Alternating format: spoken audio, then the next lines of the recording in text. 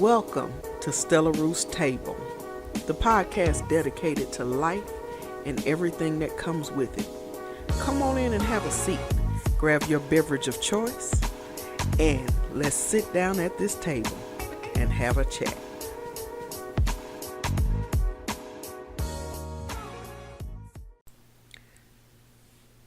Good morning, good afternoon, good evening, good night, whatever time of day it is where you are. I greet you with a great big old Texas smile and a hug from afar. Thanks for tuning in to Stella Root's Table, where we talk about life and everything that comes with it. My name is Kimberly Brown, and I am unapologetically myself because I don't know how to be nobody else. So, today, I'm so glad that you guys took a minute to tune in. Our topic for today is very, very close to my heart. So, I'm apologizing in advance if I get a little emotional.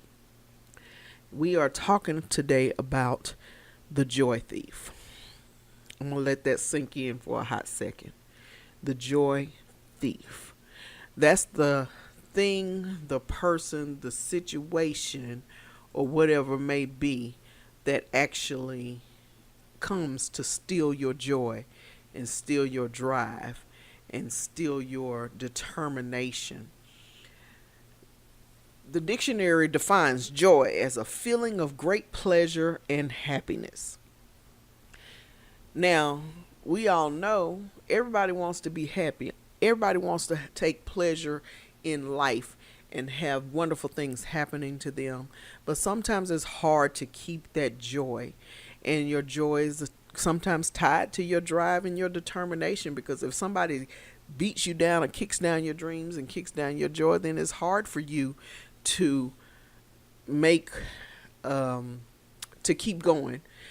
Let me put it like that. It's hard for you sometimes to keep going because that joy has been stolen, and sometimes joy fuels other things in your life because you enjoy what you're doing and you are happy about how things are happening and how and the direction that you're taking, and you're happy about what you're doing to go and meet your goals.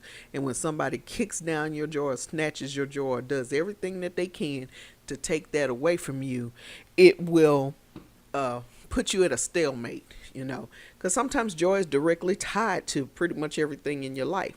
If you're not happy about where you are, where you work, what you're doing, you will start to falter. It's hard to keep going, and it gets that much harder, and you're exhausted because you're working really hard to fight through something that's making you kind of unhappy. And so the reason we're talking about the joy thief today is because I had a conversation with a young lady, and she said to me, "Miss Kim, I just don't know how to keep that spark and keep that drive to keep going, because I got to pay my bills and I got to do this and I got to do that. But I'm just, I don't feel like I'm making a difference, or I don't feel like I'm making any ground, gaining any ground in what I'm working towards."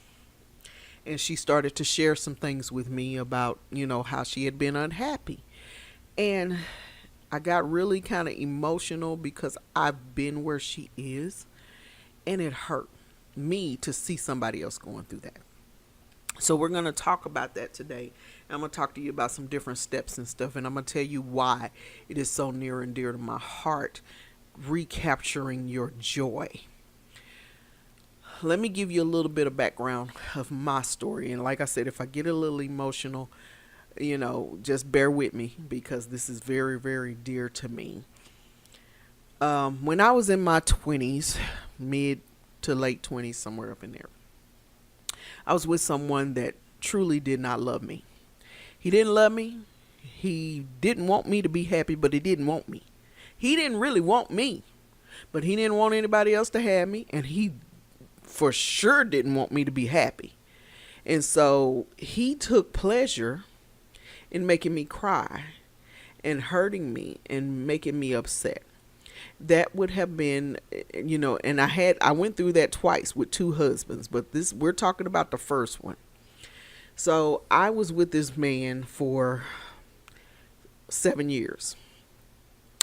And in the 7 years that I was with him. The first four we were first 2 years we were just dating. We were in a relationship, but we weren't living together. And his family did not approve of me because I didn't have a college degree. I had 3 children, and none of them were his. And I couldn't have any more children, so they did not approve. Here's one of the issues. One of the issues was I didn't hide my children in the closet. When this man met me, he knew I had 3 children. I never hid him. I never told him I didn't have. He would see my children all the time because I lived directly across the street from his mother. And we were not in the best of neighborhoods. So, and all of them had a college education, but none of them, like, really was doing anything with their life. He was a substitute teacher. He barely graduated college because the last couple of years he was busy smoking himself out. I didn't find that out till later on. He had some brothers that had been to college, 2 brothers that they were twins, had been to college. They were working at the cleaners. His oldest brother was the only one that actually kind of had something, going for him. He was actually a fireman, and then he had his sister who had a pretty decent job. And the mom just did not like me. She didn't approve of me. She thought I was beneath all of them. Now, it's funny to me how people treat you like you're beneath them. But you treating me like I'm beneath you, and you living in the hood. You living in the hood.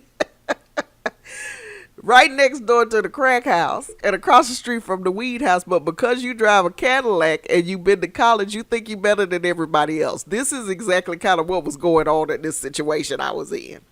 And because he wanted to please his mother, she wanted all her sons living in her house up under her. She was happy with that. And because he wanted to please his mother, he would treat me badly. But he wouldn't leave. And he wouldn't let me leave. He wouldn't leave me alone, but he would treat me bad. And so after we had been together about 2 years, he moved into my apartment. There was no discussion of a move-in. It just kind of happened. All of a sudden I looked up and he had all his stuff in my house and all his clothes in my house. And I'm sitting here going, wait, now what's happening? What's going on? And I was living in a low income apartment at the time. And he moved in. And so next thing I know, I'm living with him. Not married, but living. We're shacking up, which was never what I intended. I don't have a problem with people living together, but this just wasn't the life that I intended. I didn't intend for this to happen. And several times I said, you should just leave this guy alone. But my self-esteem was so low that at the time I was like, nobody else is going to want me. I have 3 children. Nobody's going to want to be bothered with me. I have a past. I have, I don't make very much money. I'm living in low income housing. Nobody's going to want to date me. So I stayed in it. And I kept telling myself, I've been with him a while. It's going to get better. It's going to get better. It's going to get better. And it didn't. And after 2 years, after we had been moved in together, 2 years together turned into 4 years together. And then after 4 years together and 4 years of abuse mentally and emotionally and verbally, this man talked to me like I was something on the bottom of his shoe on a regular basis, just out the blue for no apparent reason. He would come home from work and I'm in the kitchen cooking, and suddenly he had all these horrible things to say to me, and he called me names, and I didn't understand it. And I'm sitting here thinking that my children don't know that this is going on, not knowing that they're hearing every bit of this, to the point where he was just mean. And I bought my daughter a rabbit. She wanted a rabbit as a pet. She was scared of everything else, but she wanted a rabbit. And I bought her a rabbit. Suddenly one day we came home and the rabbit was outside on the patio. I'm like, why'd you put the rabbit outside? And he's like, I don't want that in this house. And the next morning I woke up, I opened up the blinds, and the rabbit was gone. And his response was, gotcha. I to this day don't know what that man did with my baby's rabbit.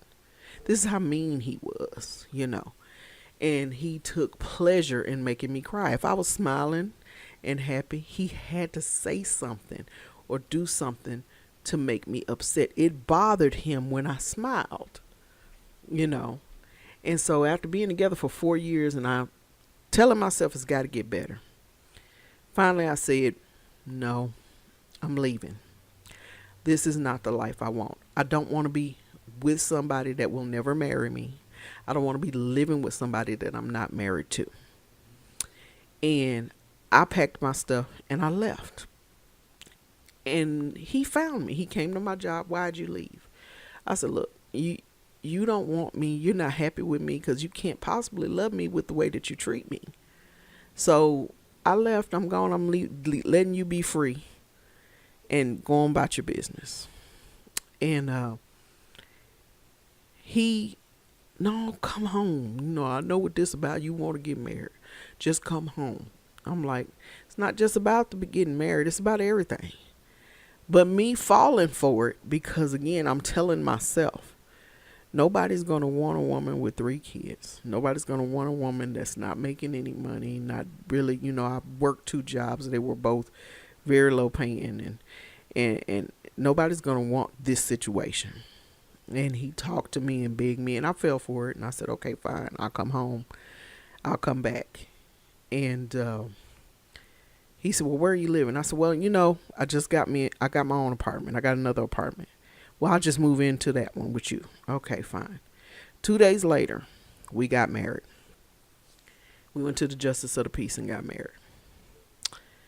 And we said, I do. We left the Justice of the Peace's house and got in the car. Immediately, this man cussed me and talked to me like I was a dog all the way home. Like from the moment we said I do, when we got in the car to head back home, he talks to me like I had never been talked to. This was worse than anything he had ever done. And I'm sitting there, and you just said I do to me. You just married me. And I'm sitting there and I'm crying. And then suddenly he looks at me and says, why are you crying? What's wrong? And I couldn't believe it. I'm like, what have I done? So now I've married this fool and I'm stuck. And it just got worse and worse from there. The relationship got more and more volatile.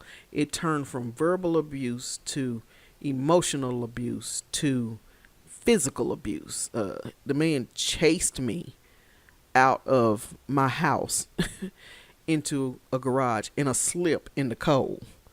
The man, I had to drive myself to the emergency room because I was sick as a dog, and he would not come get me. I had to try to find my own way home. This man treated me like trash. One night I got up out of my bed and I got on my knees and I began to pray because I just couldn't take anymore. And the whole time I was praying, the man was in my ear, cussing me out, telling me I was ugly and I was this and I was that and I hate you. While I'm on my knees praying, he's like right in my ear.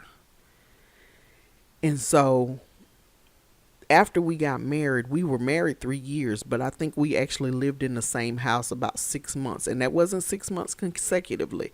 That was 6 months total. And in the 6 months that we lived in the same house, it was the same thing, but it was worse every single time. So, and every time I would leave, he would find me. And I couldn't for the life of me figure out how this man found me. Every time he would find out where I lived and he would just show up. And then he would do stuff to try to get me kicked out of my apartment, or he would park behind my car so I can't leave. And he would, all kind of, just crazy stuff.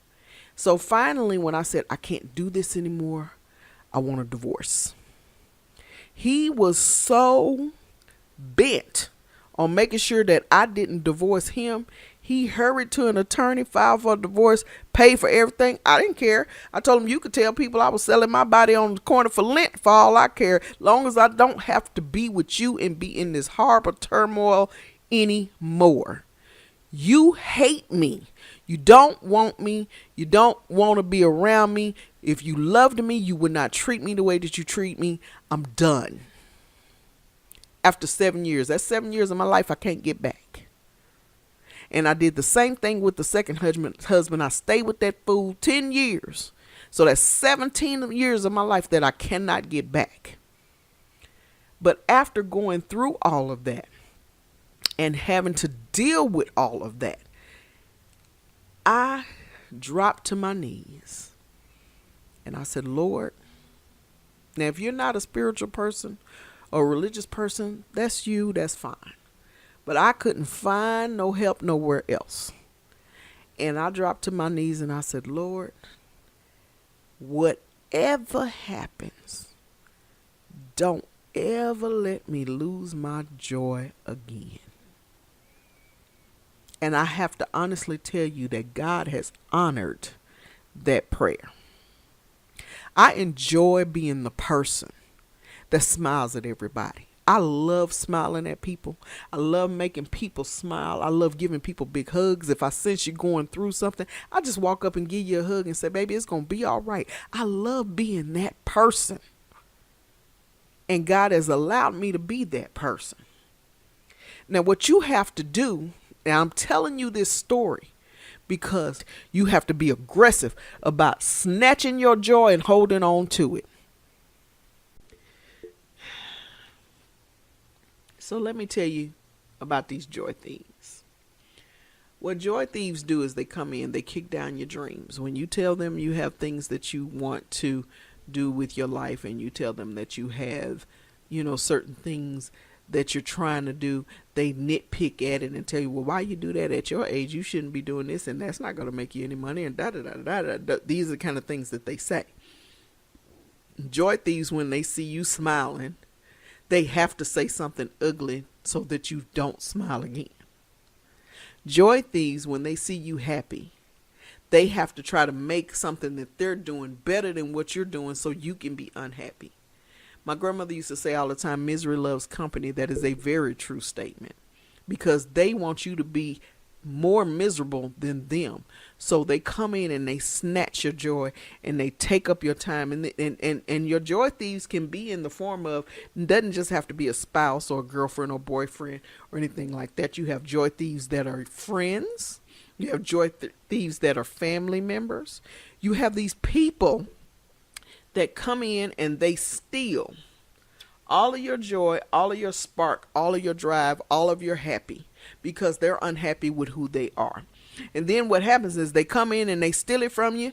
They didn't leave no business card. They didn't ring it up. They didn't pay for it, but they got it and they gone on about their business. And guess what? They still ain't satisfied because they're going to come back for more because you're the person they know they can kick down. When you are in these relationships with these people that don't like you, don't love you, you don't love me, you don't even act like you like me. If I was on fire in the street, you wouldn't even spit on me to put me out. People that don't want you, but don't want nobody else to have you, you have to get up enough strength. Grab yourself and walk away. I'm like Fantasia. If you don't want me, free yourself. Don't talk to me. Just go on about your business. We ain't got to do this. We ain't got to waste this time. If you don't like me, hey, go on. It's all right. You're not going to hurt my feelings because I'd rather you leave me alone than to keep hurting me and keep hurting me. And somebody said to me, Kim, hurt people hurt other people. That's true. Hurt people hurt other people. But you don't have to keep hurting me. And I'm not going to keep allowing you to hurt me. So when you are in relationships with these people that want to steal your joy, that be a romantic relationship, that would be a friendship, that even with some family members, my grandmother used to say it all the time, misery loves company. Everybody says that. Misery loves company. When other people are miserable with who they are, they're going to try to kick you down and beat you down to snatch the joy that you have. That's not right and it's not fair. Just because you miserable don't mean I have to be miserable. One thing I love about my husband is he's always got ideas Trust me, he's always got ideas and he's always got suggestions and advice. But he is never, when he comes to you with something, he's never coming to you to a point where he's trying to kick down your dreams. He's coming to you because he wants to be as encouraging as he possibly can. You don't want to be around anybody that's trying to kick your dreams down and tear you down. And if every time you smile, they got to do something to make you upset, you need to leave that person alone. You have to learn how to not self-sabotage yourself. You are worthy of having joy. You are worthy of having happiness. You are worthy of living a good life. You have to be willing and able to do what you have to do to get to what you're trying to get to in life. And when I say willing and able, I mean you got to be, as my sons say all the time, savage about fighting for your joy and fighting for your happiness. Every day, when I open my eyes in my bed, the first thing I do is say, thank you, Lord. Because I'm on the list of people that woke up this morning. Then after I go get up out of the bed and go do in the bathroom, do what I got to do, I stand in the mirror and I say, Kim, you are a beautiful person inside and out. You deserve happiness. You deserve love. And you deserve success. Let's go get it. I say that to myself every single day. You have to come up with your own affirmations, things that you need to tell yourself every day so that you can hold on to your joy. I stand in there, when I first started doing that, standing in that mirror, telling myself those things, I would cry every time. Because there was a time in my life I didn't feel like I deserved any of that. Because I had such a hard past. I struggled raising my children. I struggled to keep food on the table. I struggled to make ends meet. And then I kept getting involved with these people that didn't want nothing to do with me, that would hurt me on a regular basis. For what? So you can make yourself feel better? You gonna call me out my name so you can feel better about yourself? You gonna tell me I'm unworthy so you can feel better about you? My second husband, this man is an electrician. He treated me really bad, and I told you guys the story of how he ended our marriage over the telephone, all nonchalant, like it wasn't no big deal. But had it not been for me, and I have to toot my own horn here. Had it not been for me, this man would not be an electrician. Because guess what? He couldn't pass the test. He was 20 years old when he graduated high school. Because he had trouble comprehending when it came to tests. So I figured out a way to get him grandfathered in because of the hours he had put in as an apprentice. So when I had sent so much paperwork in and called those people so much that they knew me when I would call.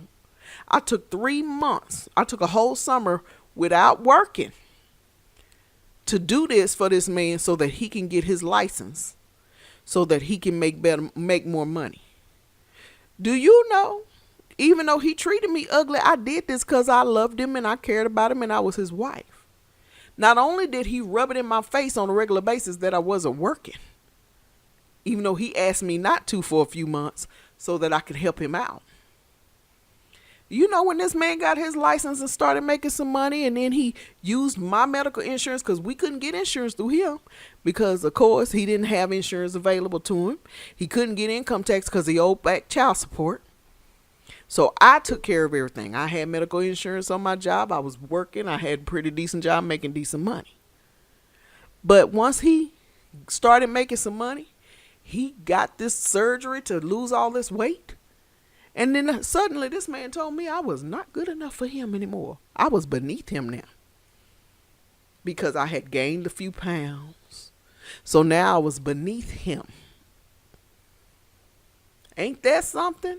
I helped you build you up, and now I'm beneath you. So here I am trying to figure out, as I'm steadily devastated by what this man done said to me. I was beneath him, and I needed to try to do something with my life, and I didn't have no, I wasn't, now keep in mind, like I said, this man was 20 years old when he graduated high school. Not to mention, he couldn't pass the test to become an electrician. He could do the work, but he couldn't pass the test. And I did all of this for him. And now he's telling me that I don't have a doctor or anything in front of or behind my name, and I don't have no degrees, and I ain't got no real financial potential. And I had gained weight, and now I was no longer attractive to him. Excuse me? How dare you? How dare you? And I'm telling you this because I don't want anybody going through what I went through. If somebody doesn't love you enough to love you just like you are, if they're always trying to change you and make you somebody that you're not, or if they're trying to tear you down to make sure that you are beneath them, they're saying things to you like he said to me, he wanted to completely break my spirit. If somebody is treating you like that, they are not worthy of the wonderful person that you are. They are not worthy to even spend that time with you. Your joy is a precious, precious commodity, and they don't deserve to be able to take it from you. And like I said, you have to get to a point in your life where, and I know it's hard. I've been there. It's hard. God, is it hard to maintain your joy and maintain your drive when somebody is kicking you down and beating you down and tearing you down? But guess what? You can do it because it's what you deserve. You deserve happiness. You have to get to a point where you are constantly encouraging yourself. If you ever heard that song by Donald Lawrence, he says sometimes I have to encourage, they say speak over yourself, encourage yourself. It says it in the Bible. David said I had to encourage myself. That is a true statement. That's what all of these, motivational speakers and stuff do. They teach you how to encourage yourself and tell yourself that you deserve better and you deserve more. And there's nothing wrong with wanting better for yourself and wanting more out of your life. There is nothing wrong with that. There is absolutely nothing wrong with wanting to be happy. If somebody is telling you that you too nice, ain't nobody that nice, then they the one with the problem, not you. That's the first thing. And the second thing is they need to dismiss themselves, or you need to dismiss them. One of the things me and my daughter say, and this is a saying that everybody's saying now, please have a seat and have a big tall glass of shut up. My favorite thing is go to find a stadium and find several seats and have it. Because you're not going to steal my joy. I like being happy. I like smiling. And if that's what you want out of life, then you deserve it. And it takes way too much energy to be angry all the time. Have you ever noticed when someone is angry all the time and they mad about everything and they tearing you down and kicking you down, they always tired and sick. And girl, I'm so tired. I'm so exhausted. It's because they spending all that energy being mad. You don't have to be that way. They spend a lot of energy trying to tear you down because they're jealous of what you're doing, what's in you, and where you're going. A lot of times if people see the potential in you, they will try to kick it down because it makes them feel bad about themselves that you have so much wonderfulness made up in you. That's what that is. And I had to learn that. I had to learn that it was okay for me to smile. It was okay for me to be a joyous person.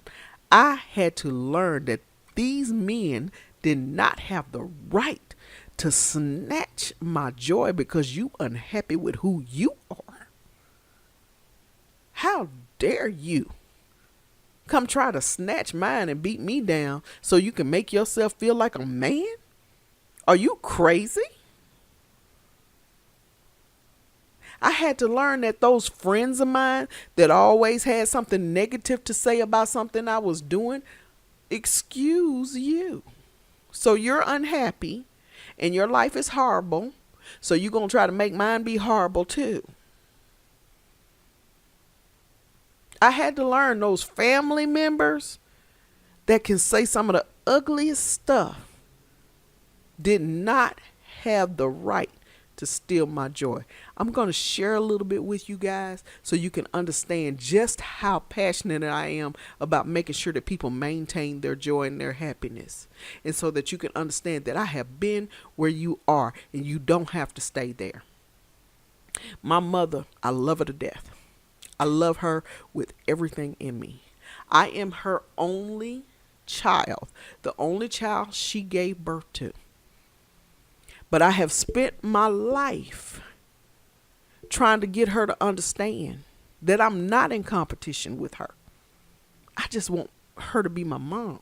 I just want to love her and I want her to love me back. I want her to be proud of me for the things that I do and not tear down the things that I do to try to make it be about her. I want her to say to me, baby, I am proud of you. And I know that she truly means it, that she's not just telling me that because she feels like if I get somewhere, she can get something out of it. My mother kicked me out of her house when I was 20 years old. I was pregnant with my third child. Now you might say, okay, she was tired of you getting pregnant on her. But I was not the kind of kid or teenager or young adult to just ride off my mother. I paid a good portion of the bills. I bought groceries for myself and my children. My mother did not have to come out of her pocket for anything. I rode the bus or walked just about everywhere I went. I didn't even ask my mother for a ride because I was taking care of me and mine. We just lived in the same house. Because she went to church one night and somebody told her, you need to put her out. She came home and said, you got to go. I will never forget it. It was a Friday night. And she said to me, you got to go. You got to find you somewhere else to be, or I'm taking you and them kids to the shelter on Monday. I was about 7 months pregnant. And God fixed it. And I found a place quick, fast, and in a hurry. I found a place. And then after I found the place, moved in. The man let me move in immediately. And I was okay for a little while. I worked hard and tried to save a little money because I was going on maternity leave within a couple of months. And I needed to have some money to pay my bills while I was off. And things got tight. And I was due any day. So I called my mother and I said, Mom, this baby's coming any day now. I need to come stay with you because I didn't have a phone in the house. So I said, I need to come stay with you till the baby comes and, maybe stay a couple of weeks after so I can make sure I'm okay with the kids, if you don't mind. I'll let you come, but, you can't stay forever. I know that, And so I went. She came and got me, and me and the kids went to stay with her. About a week later, I went into labor. I called a church because because that's where she was, and said, hey, can you tell my mom I'm in labor? I need her to come now. She told him to tell me, you'll be all right till I get home. So I was in labor the entire day. She picked me up that evening, and we rushed to the hospital about 10 something that night. Had my baby. What I didn't know was she took my children to my grandmother's house, and they stayed there the whole time I was in the hospital. And then when I got out of the hospital, she picked me up, took me to my grandmother's house, dropped me off, and left. Didn't come back. So I hear my grandmother on the phone going off about her leaving us at her house and this, that, and the other. And at the time, you just had a baby, you're emotional. I didn't realize that my grandmother was angry with the way my mother was treating me. My grandmother wasn't saying that she didn't want me there. So I called a friend and said, hey, come get me. I don't want to be anywhere I'm not welcome. Just take me home. She took me home. I get home. I had no lights, no water, no gas. But I had to make do. So first 2 weeks of my new baby girl's life, we were in the house with no lights, no water, no gas. Thank God it was the summertime, so we weren't cold. And my mom comes by and brings a cooler full of lunch meat and milk and water and drops it off and said, this is the hardest thing I ever had to do. And she drives off and leaves crying. Now, I'm laughing about it now, but then I could not, for the life of me, understand why this woman would treat me this way. I wasn't a bad daughter. I made some mistakes like any other teenager, but I didn't understand. And so we've had a strained relationship for a long time. We finally kind of got back on track. But my mother was one of those people that would actually snatch my joy. She came to my house. She wanted to run my house and hers, but she didn't want me in her house. And then she came to my house and called me a welfare slut. Told me that's what I was turning into. And I couldn't understand why she called me that.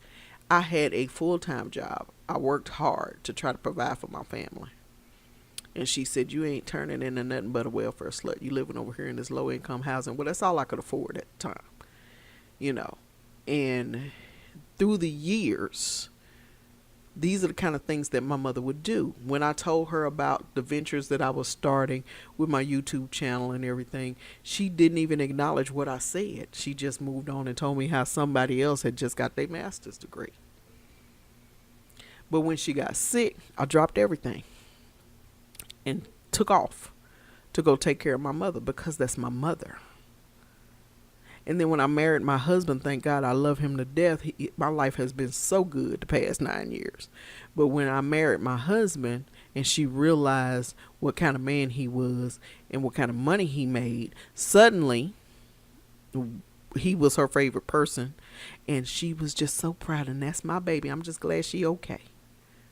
But all through the years, I have been not the first thing on your mind, or not the first in line. And it's a long process. She will drop anything and do anything for anybody else. But if I were to ask her, if she did it, it came with multiple conditions. That was her way of stealing my joy. It used to be a time in my life where if I had an idea, or if I had decided that I wanted to do something, what would happen is she would say something really negative about it, and I would just say, forget it then, and give up. And that's how it was for a long time for me with just people in general. If somebody kicked down my dream or said something negative about it, or said it didn't make sense, and girl, you don't need to be trying to do that because you too old for this, that, and the other, I would just say, drop it and say, forget it. Nobody's going to support me. But it doesn't have to be that way. I started to realize that I was responsible for maintaining my own joy. I was responsible for encouraging myself. I was responsible for fighting the good fight to keep my drive the way it is. I fight. When I tell you guys I fight hard, I fight hard. But when I prayed and asked God to never let me lose my joy again. That has been honored. I feel a little strength. Whenever I get discouraged, I feel a little extra strength coming. Even now, in these ventures with my YouTube channel and my podcast and my seasoning company, even though it's not going to always be perfect.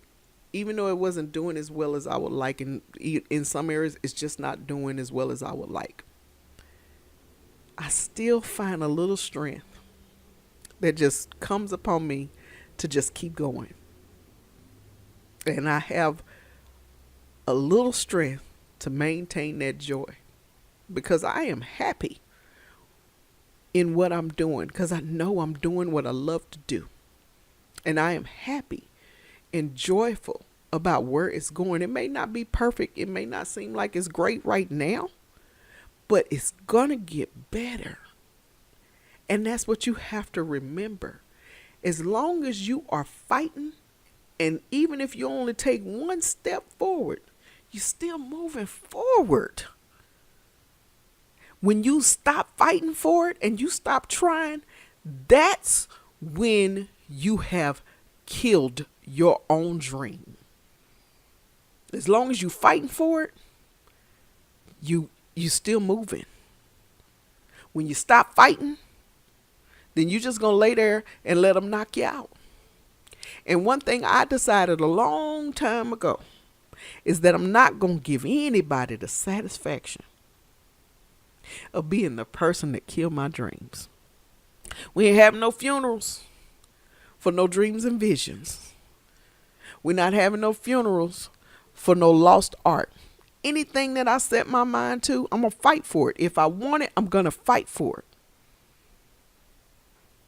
Yes, it helps that I have a husband that is extremely supportive, and he will do anything in the world to support me because he believes in me. And I fought for a long time, guys. I was by myself in this fight for years. My son will be 32 years old this year. I was by myself in this fight for years. And being by myself in this fight, I learned to keep on fighting. And God sent me somebody that could fight with me. And it's easy. It's easy for you to say, Miss Kim, you got a husband that will help you through that. No, it's not easy for me to say, because before I had a husband that would help me through that, I was by myself. Before I had a husband that supported me, I spent 17 years of my life with people that tore me down. I spent 40-something years of my life with a mother that never made me feel like I was priority in her life.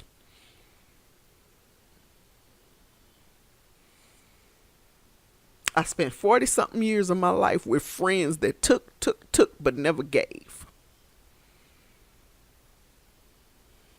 And when I say take, I mean taking emotionally. I was alone. Some of the loneliest times in my life was when I was in a room full of people that were supposed to love me. And I told y'all, bear with me because I get emotional when it comes to this subject, because your joy is your joy. God gave me mine and allowed me to fight to keep it. He gave me the strength to fight to keep my joy. You have to find your strength to fight to keep yours. My drive has not been hindered. I still to this day have people that tear me down, that say little stuff. And you gotta be careful of those little bitty, remarks, the little snide remarks. And you like, wait a minute, did you just say? You gotta be careful of that, because those are the little nicks that turn into big infected scars. Them little bitty nicks, they just took a little dig at me. And then it turns into an infection because it festers and festers and festers. You got to be careful. When you get somebody in your life that's doing that, you dismiss them happily. If you can't be supportive and you can't be in my corner, I dismiss you happily. I refuse to give anybody the satisfaction of killing my dreams ever again. Ever again. You stand in that mirror every morning and you tell yourself, I'm worth happiness. But you don't say I'm. When you look at yourself in the mirror, you say you. You deserve happiness. You deserve your joy. You deserve success. You deserve to make what you want to make out of your life. And sometimes, the first few times when you look at yourself in the mirror and you say, you're beautiful. You're smart. You're strong. You deserve happiness. You deserve success. You deserve joy. The first few times you do that, you might be in tears. But it won't be long before your tears is just a big old smile, because you're just reminding yourself of your beautifulness that is coming your way every single day.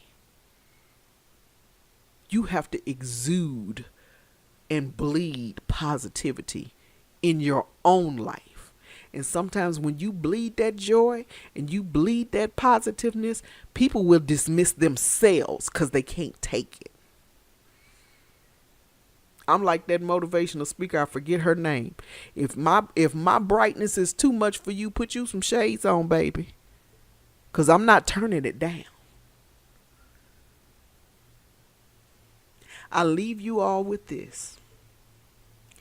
Fight for your joy. Dismiss the joy thieves in your life. Fight for your happiness. Fight for your drive. I'm going to get to my goals and my success if I have to crawl. You do the same. God bless you. And God keep you. And I pray wonderful joy in everyone's life that is listening to this podcast. I got to go dry my face because I've been crying. But I love you for listening. Thank you so much for listening and stopping by. This is Kimberly Brown reminding you to live your life. Laugh often. Eat some good food while you're doing it. If you want to check us out, we have a YouTube channel. It's called Stella Ruth's Table, where you can listen to some of our podcasts there. If you want to send me an email, you send an email to stellaruthstable@gmail.com. And we also have a Facebook page called Stella Ruth's Table. If you want to check out some other things that we're doing, we also have a Facebook that is my cooking show. It is Stella Ruth on I'm sorry, I said Facebook, I mean YouTube. And that's Stella Ruth on YouTube. You can check us out on Instagram at Stella Ruth 2930. Or you can find us at Stella Ruth at Love Mom on Twitter. And my daughter gets mad when I say it like that, Twitter. But you can find us on Twitter. I thank you guys so very much for stopping by and for taking the time to listen to me and letting me pour out my heart to you, because I want your life to be as happy as mine is. God bless you. Keep talking and be unapologetically yourself. Have a wonderful, wonderful rest of your day.